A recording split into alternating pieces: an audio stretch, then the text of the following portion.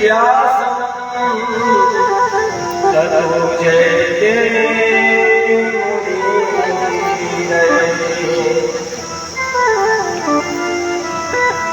गुरुर्ब्रह्मा गुरुर्विष्णु गुरुर्देवो महेश्वरः गुरुर्साक्षात् परब्रह्म तस्मै श्री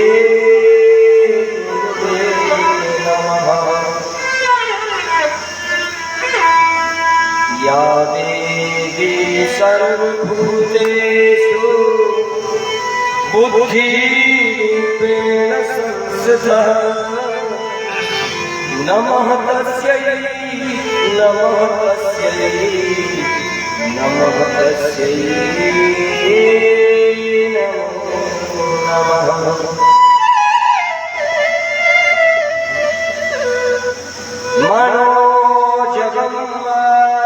मनोजगन्मारुततुल्यवेगं जितेन्द्रियं बुद्धिमतां वरिष्ठं वातात्मजं वानरयूथमुख्यं श्रीरामदूतं शरणं प्रपद्ये। जे जड़ कहूँ चेतन करहे और जड़ ही करे चेतन अस समरथ रघुबीर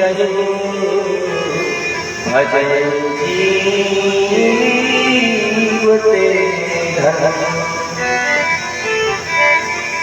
जय जय हे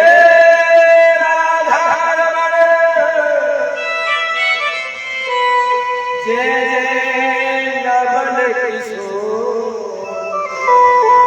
जय गोपी चित चोर प्रभु जय जय माखन चोर।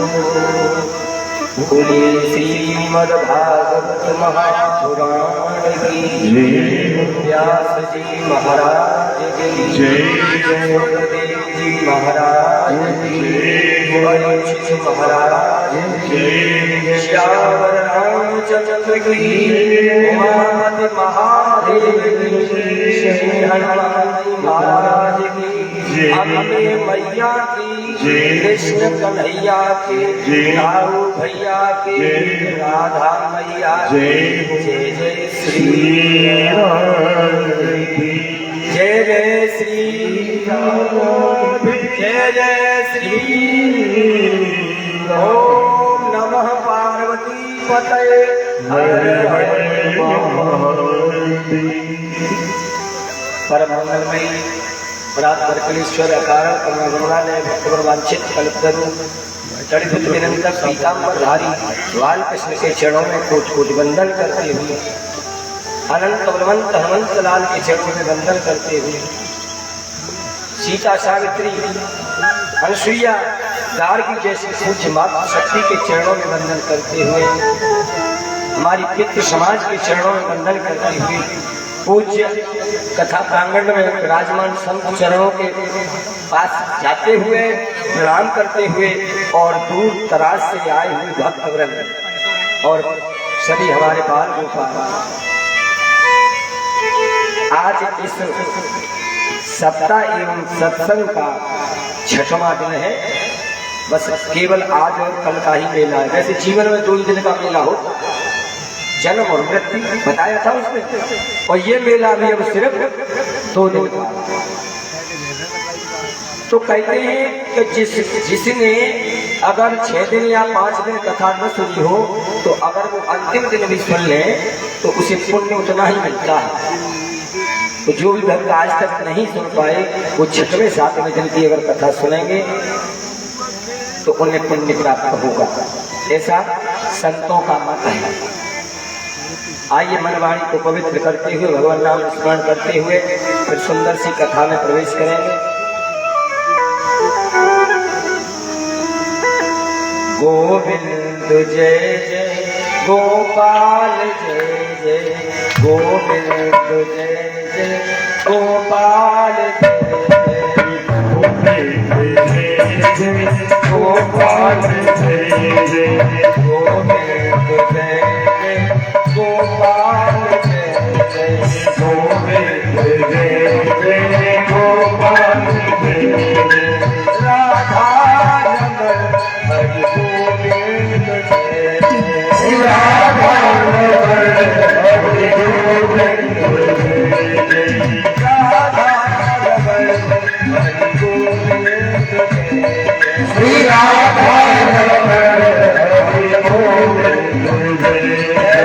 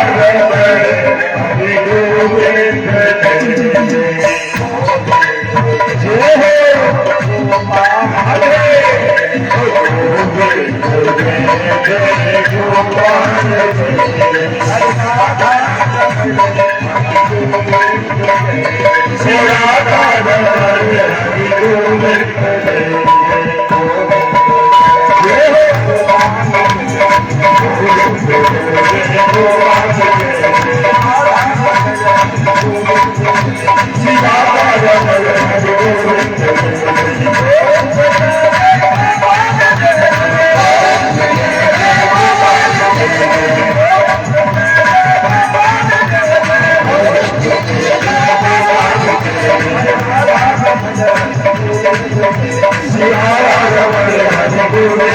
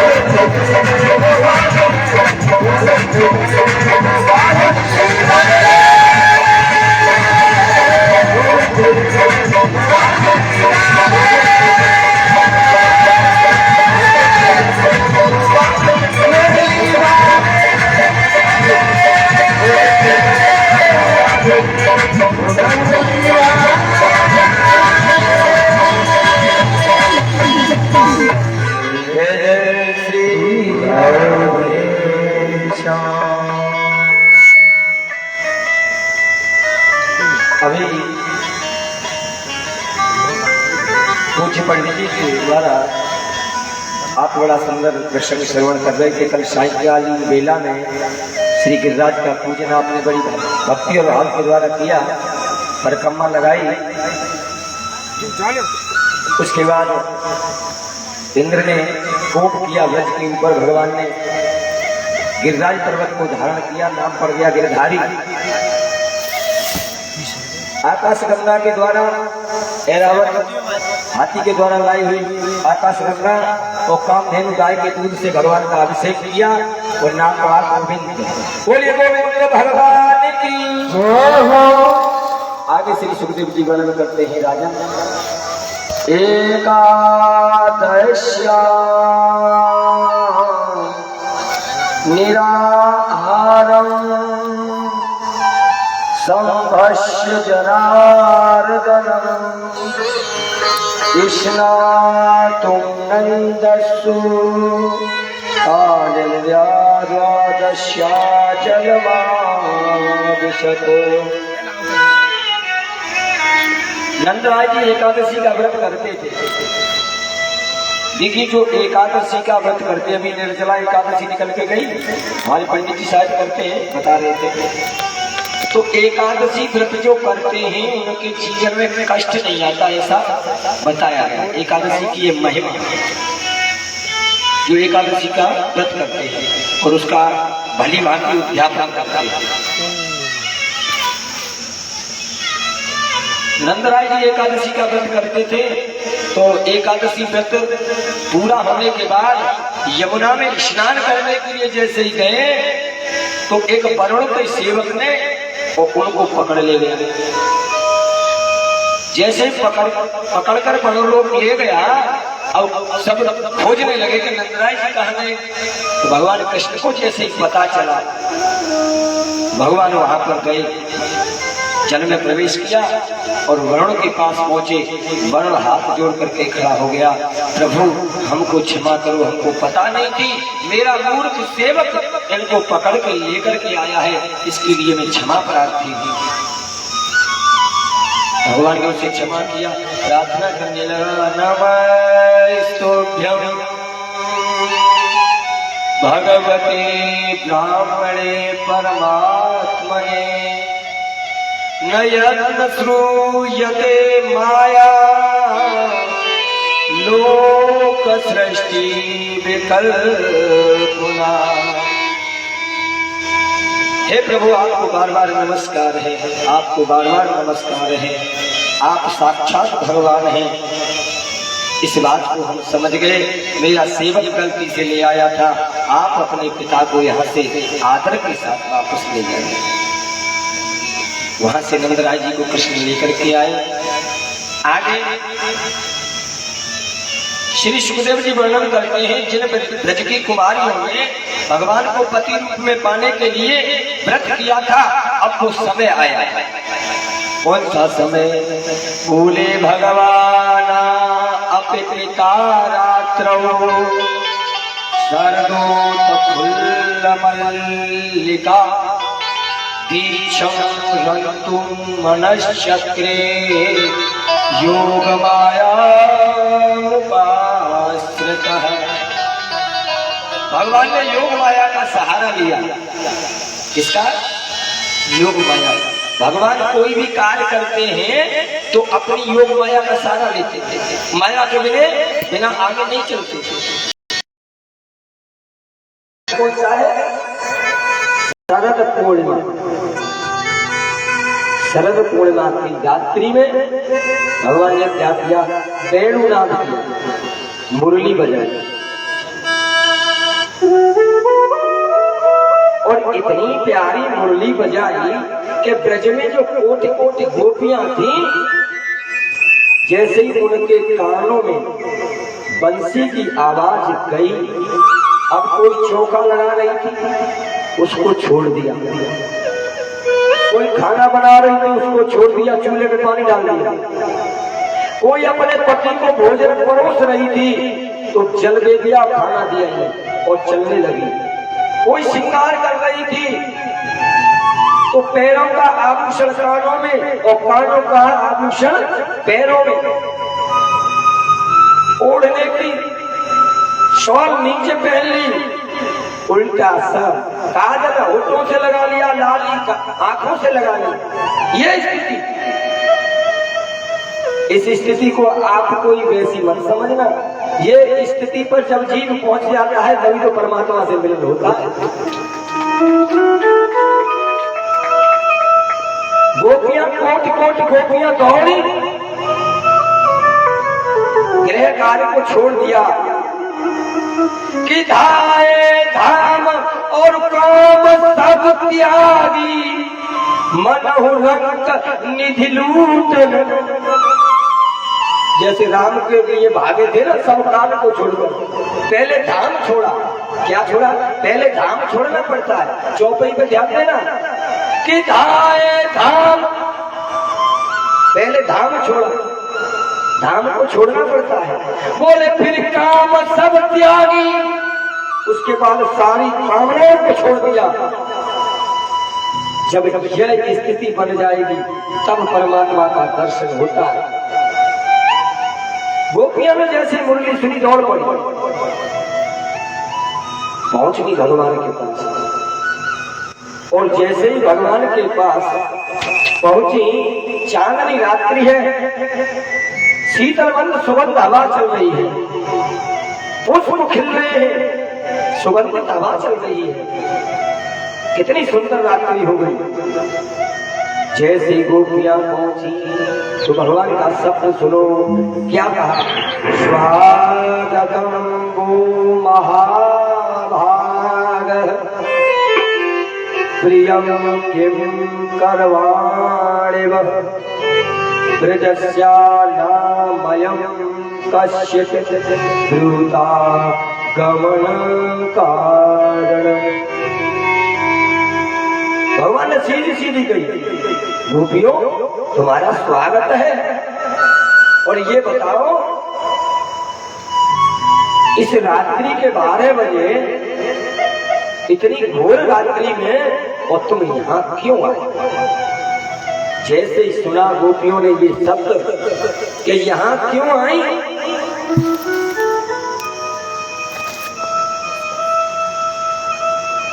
तो गोपियों की आंखों से आंसू झलक पड़े।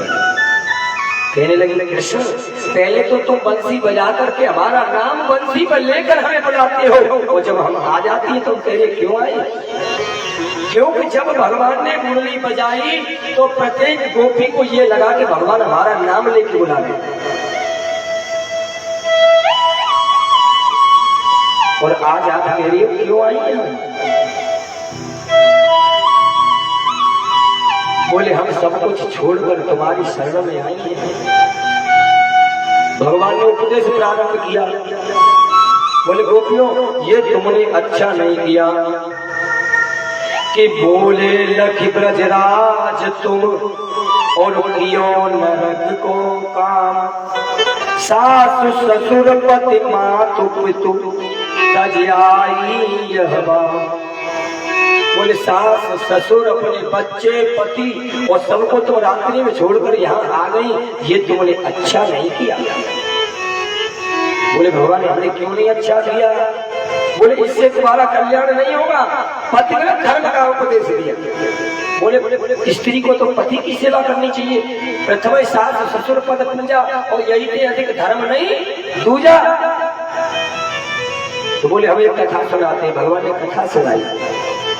देखो गोपियों, एक कोई स्त्री थी तो वो अपने पति की सेवा कर रही थी।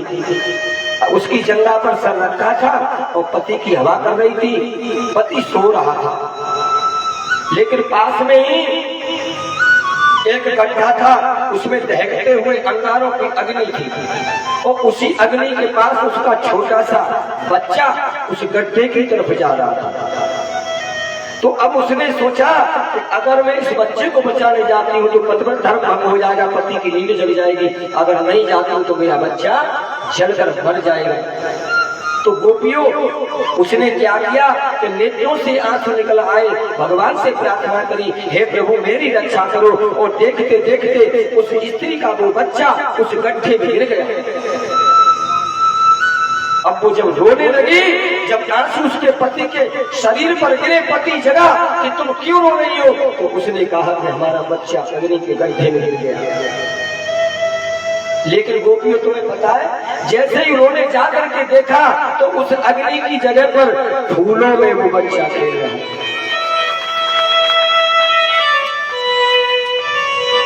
ये है पतिव्रत धर्म। तो तुम यहाँ क्यों मेरे पास क्यों आई? तो गोपियां क्या कम चतुर थी, बोले तुम कथावाचक हो तो हम कथावाचक हैं, अब हमारी कथा सुनो। बोले क्या कि ठीक ठीक जवाब दोगे? बोले बिल्कुल सही, और फिर जो हम कहेंगे वो मानना पड़ेगा। कि बिल्कुल मानूंगा। तो गोपियों ने कथा सुनाई कि कृष्ण ये बताओ, किसी स्त्री का पति परदेश नौकरी करता है और उसकी पत्नी जब वो विदेश जाता है तो उसकी पत्नी कहती है कि मैं तुम्हारे बिना नहीं रह सकती, मैं तुम्हारी सुबह शाम दिन रात पूजा करती हूँ, तुम खा लेते हो तब मैं भोजन करती हूँ, तुम स्नान कर लेते हो मैं स्नान तब करती हूँ, तुम्हारी सेवा में मैं रहती हूँ, अब मैं किसकी सेवा करूँगा? तो पति बोला ये बताओ, जब मैं घर में बैठा रहूंगा तो खाने कहाँ से आएगा? बाहर तो जाना पड़ेगा कमाने के लिए, तो फिर मेरे लिए क्या साधन है कि तुम मेरे फोटो की पूजा करो? तो उसे आधार मिल गया और वो स्त्री उस फोटो की पूजा करने लगी कि चलो पति नहीं है तो डुप्लीकेट पति, फोटो तो है, फोटो से पूजा करती है। लेकिन कृष्ण ये बताओ कि वो स्त्री अपने उस फोटो की पूजा कर रही है, उसी समय पर उसका पति आकर दरवाजे पर आवाज दे तो ये बताओ वो फोटो की पूजा करेगा उस ओरिजिनल पति क्या करेगा? कि बोले जब असली पति आ गया तो फिर फोटो से क्या मतलब, जाए दरवाजा खोले उसे अंदर लाए उसकी सेवा करे। तो बोले बस ये जो हमारे पति है ये भौतिक पति है, इस शरीर के पति है, संसार के पति है, लेकिन आत्मा के पति तो तुम।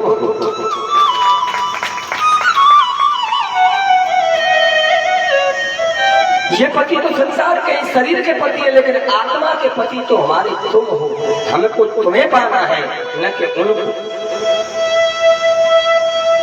कि ऐसे पर को क्या करे, गोपियों ने कितनी बढ़िया बात कही। बोले ऐसे पर को क्या करे जो जन्म में और मर जाए, अरे पर ये गोपाल जी मेरे चुड़लो अमर है। अरे हम तो तुम्हें पति बनाएंगे तो हमारा ये सुहाग अमर हो जाएगा। भगवान हंस गए गोपियों की बात, क्योंकि वचन दिया था अब जो हम कहेंगे, बोले हमें तुम्हारे अधरामृत का पान करना है। अब सुनो ये गोपियां ठीक हो। ये रास पंचाध्याय है, इस कथा को हर किसी को नहीं सुनाना चाहिए, और कोई भी अपने पेट में या मन में या हृदय में कोई भी बात गलत नहीं आनी चाहिए, विचार तो गलत आना ही नहीं चाहिए। इसलिए पहले ये समझ लो कि ये गोपी ठीक हो। इस महाराज की कथा में 5 वर्ष से लेकर 60 वर्ष की वृद्धा मां तक गोपी थी। षोडशैव सहस्राणि गोप्यस्तस्य समागता। बोले वेद की 16,000 ऋचाएं गोपी बनकर के आई। वेदों ने भी सोचा कि हम भगवान का पार आज तक नहीं पा सके, अगर हम शरीर धारण करके भगवान के अधरामृत का पान करें हम भी प्रभु के प्रेम को पाए। ये वेदों की इच्छा थी। तो वेदों की 16,000 ऋचाएं गोपी बनकर के ब्रजमंडल में। बोले और कौन आए? बोले और त्रेता के ऋषि मुनि। जब राम जी वन में गए थे तो राम के रूप को देखकर सारे ऋषि मुनि मोहित हो गए। जो जिनकी उम्र 10,000 20,000 वर्ष थी, बोले भगवान का शरीर देख करके कि प्रभु कहीं हम तो नारी हो जाए, हम नारी होते तो तुम्हारा प्रेम प्राप्त करते। भगवान ने कहा इस जन्म में नहीं, आगे द्वापर में तो मैं तुम्हारे इस भाव को पूरा करता। तो वो दंडकारण्य बन के जितने भी ऋषि महर्षि थे वो सब गोपी बन के बचे।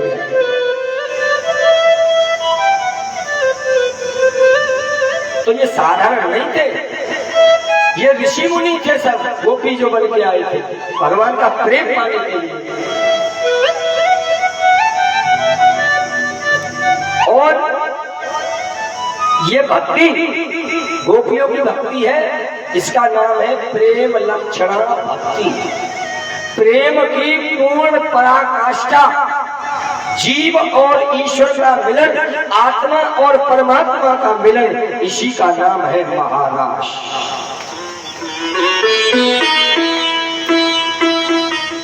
यहाँ काम का तो प्रवेश है ही नहीं। आगे बताएंगे, कामदेव भी आया है।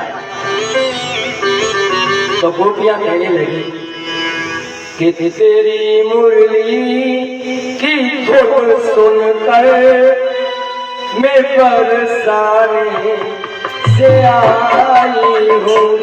तेरी मुरली की धुन सुनकर मैं बरसाने से आई हूँ। तेरी मुरली की धुन सुनकर मैं बरसाने से आई हूँ। तेरी बंसी की धुन सुनकर मैं बरसाने से आई हूँ। तेरी बंसी की धुन सुनकर मैं बरसाने से आई हूँ। सोना है ये मन तो माखन को चुराते थे। सुना है ये मन तो माखन की चुराते हो। ओ रंग रसिया ओ बलवसिया हे माखन साथ लाई हो। ओ रंग रसिया ओ बलवसिया हे माखन साथ लाई हो। तेरी मुरली की धुन सुनकर मैं बरसाने से आई हो। तेरी मुरली की धुन सुनकर मैं बरसाने से आई हो।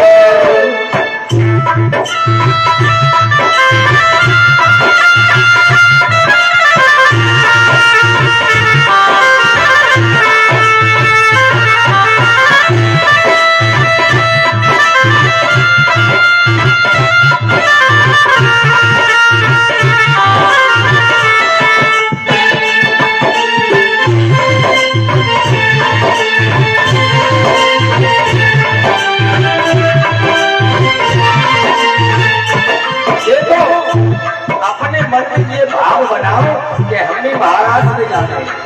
नेत्र बंद करके उस दृश्य को आप याद करो, कौन सा दृश्य होगा?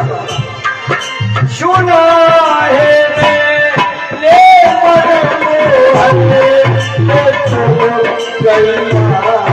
चराते हो। सुना है मोहन तुम गैया चराते हो। सोना है तुम गैया चराते हो। सुना है तुम गैया चराते हो। रसिया बसिया ग्वाले साथ लाई हो। रसिया बसिया ग्वाले साथ लाई हो। तेरी सुनकर मैं बरसाने से आई हो। तेरी मुरली की धुन सुनकर मैं बरसाने से आई हो। जय श्री राधे। भगवान ने क्या किया कि ठीक है गोपियों, मैं तुम्हारे मन की बात करूंगा। कामदेव आया, बोले आज अच्छा मौका लगा। त्रेता में तो प्रभु तुमने एक पत्नी का व्रत लिया था, अब ये कोटि कोटि देवांगनाओं से समान सुंदर गोपियां हैं, आज देखेंगे तुम्हें, आज तो भगवान को दिखाते ही मानेंगे, दिख जाएंगे। तो भगवान बोले ठीक है, लगी सर, अगर हम हार गए तो हम तुम्हारे पुत्र बन जाएंगे, और नहीं तुम हार गए तो हम तो तुम्हारे बाप बने बनाए हैं। शर्त लग गई कामदेव से, और कामदेव भी महाराज में आया। अब भगवान ने रास प्रारंभ किया। जैसे ही रास प्रारंभ किया तो गोपियों के मन में अहंकार आ गया, और ऐसा अहंकार आया, प्रत्येक गोपी सोचने लगी कि भगवान मुझसे ज्यादा प्रेम करते, मुझसे ज्यादा प्रेम करते। अहंकार आ गया, और भगवान अहंकार को छोड़ते नहीं। बोले गोपियों को अहंकार आ गया, और राधा जी को मान हो, बोले भगवान मुझसे ज्यादा प्रेम करते हैं। तो भगवान ने क्या किया, उन गोपियों के बीच से राधा रानी का हाथ पकड़ा और गायब हो गए, अंतर ध्यान हो गए। और जैसे ही भगवान अंतर ध्यान हुए, अब गोपियां व्याकुल होकर के इधर उधर दौड़ने लगी, भगवान को खोजने लगी।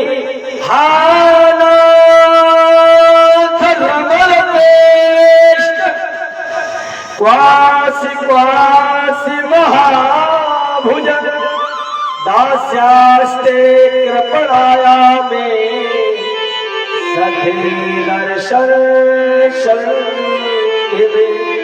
हे नाथ, हे रमण, हे प्रियतम, हे महाबाहो, ऐसे सब कुछ चार गोपियां कर रही है। तुम कहाँ चले गए?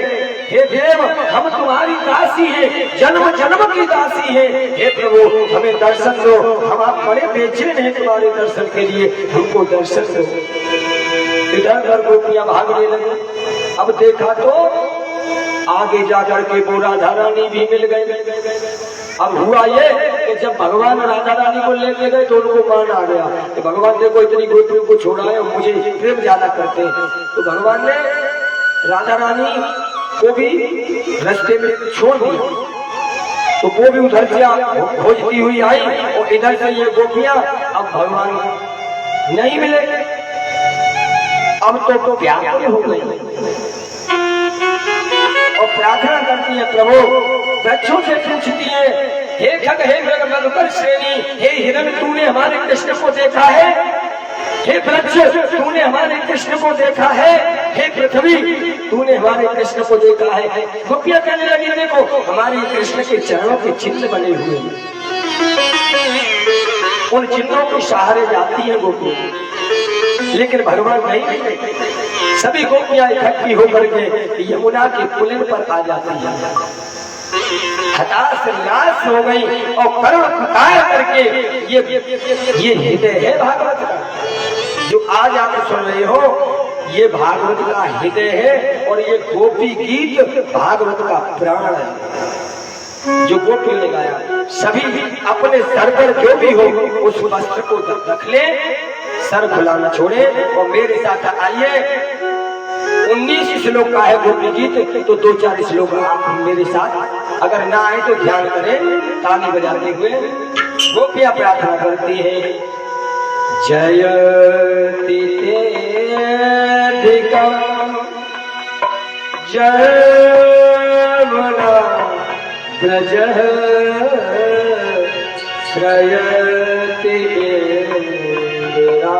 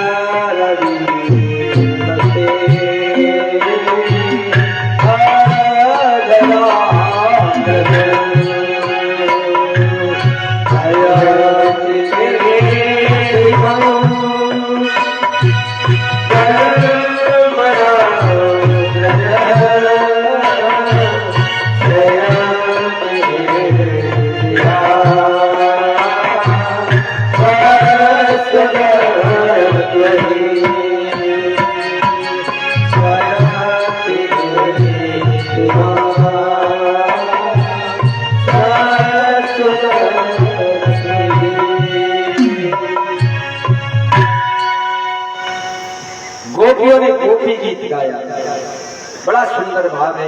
गोपियां कहने लगी प्रभु जब से तुम्हारा ब्रज में अवतार हुआ है ना, तब से यहाँ लक्ष्मी का नित्य निवास है।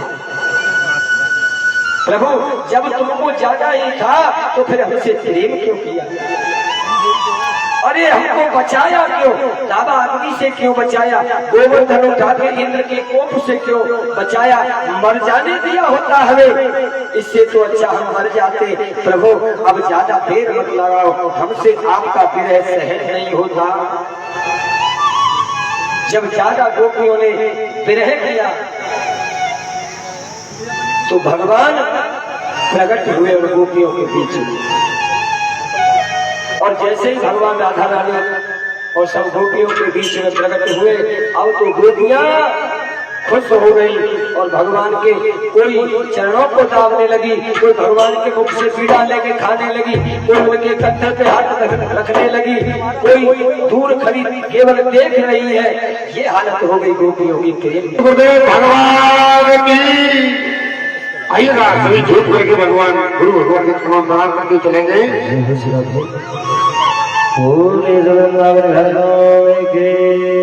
गुरु महागुरु विष्णु गुरुदेव महेश्वर गुरु साक्षात् परब्रह्म तस्मै श्री गुरुदेव नमः।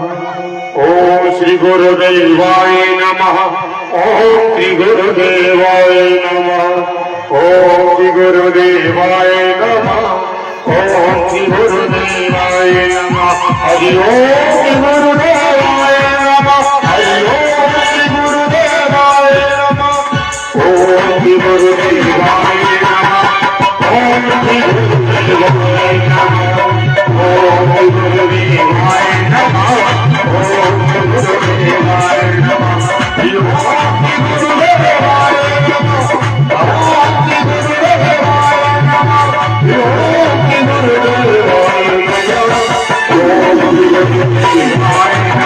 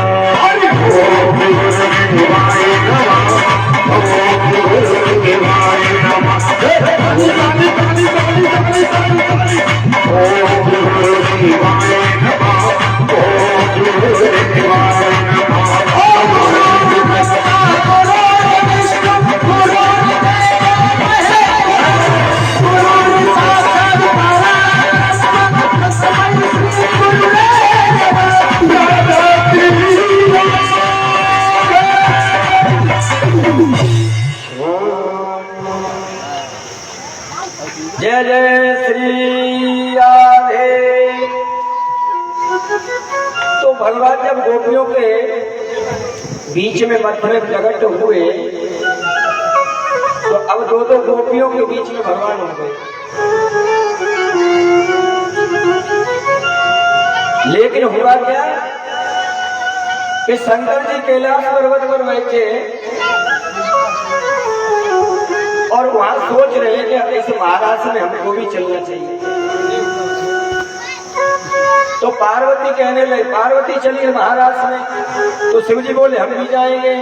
तो बोले प्रभु उस महाराज में पुरुष का प्रवेश नहीं है, केवल महिला मंडल है, गोपी बनकर जाना पड़ेगा। तो पार्वती कहने लगे कि जब भगवान का अवतार होता है तब तुम चुपके से चले जाते हो, तो आज हम चुपके से जाएंगे। तो भोले बाबा प्रार्थना करने लगे, देवी हमको को भी साथ ले चलो। अरे पार्वती से मेरे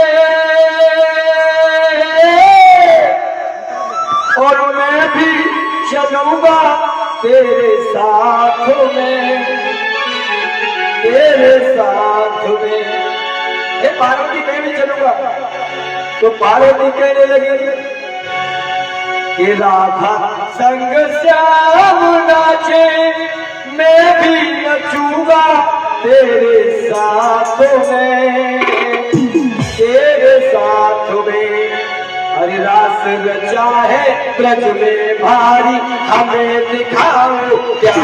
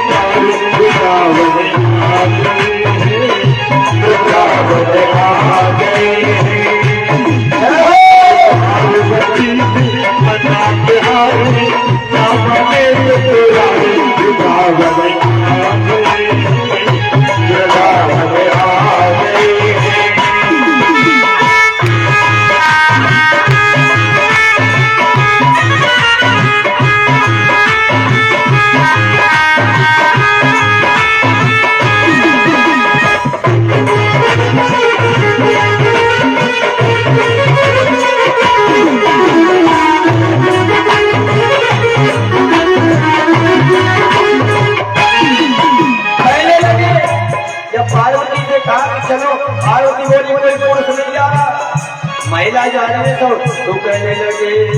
पार्वती ने कहा ओ मेरे भोले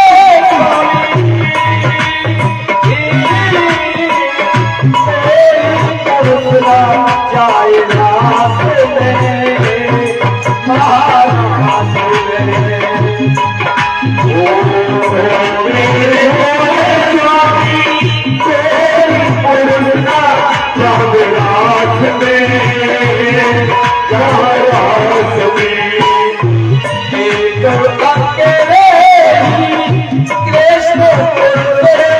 महानाथ में, महानाथ में एक अकेली कृष्ण से महाराज में, महाराज में हंसी करेगी गजदारी पाँचों पाँच हमारी सदा आ गई, सदा आ गई।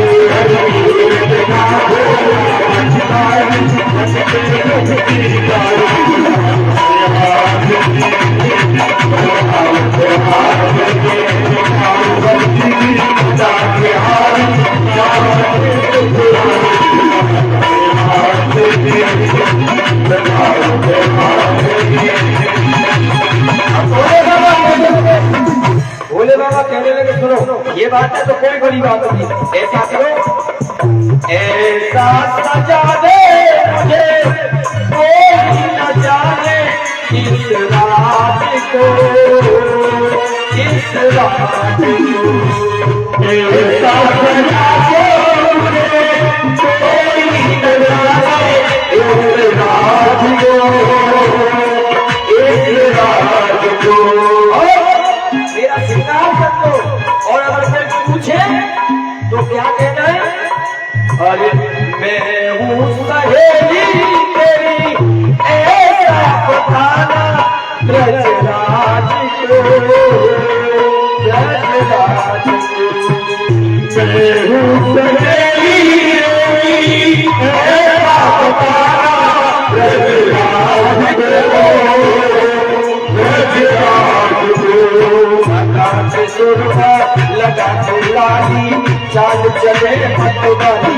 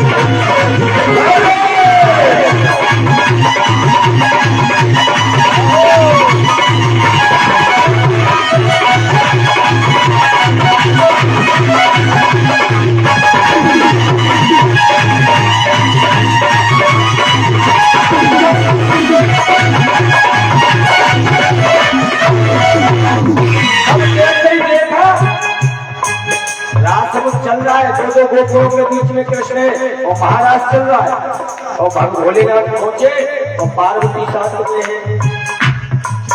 अरे देखा समझ गए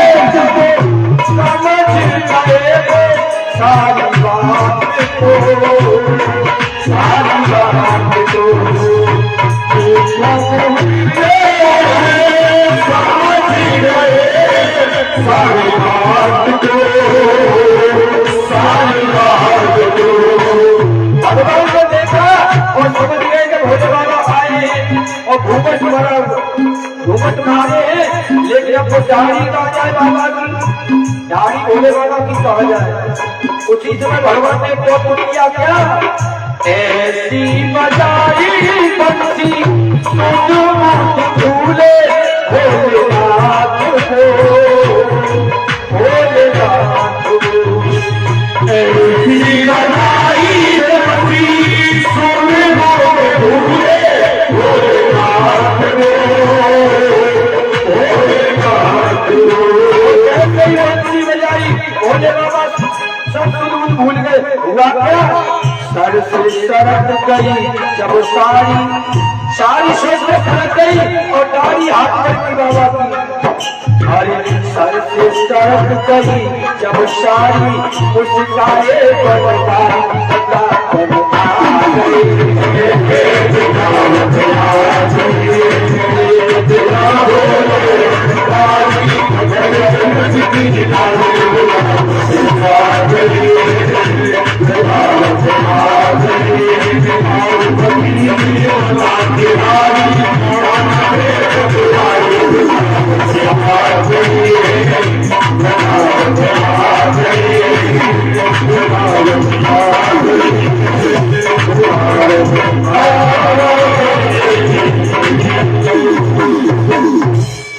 कैलाश से भोले बाबा भी आए महाराज भी, और नाम पड़ गया गोपेश्वर। लाइट आ गई।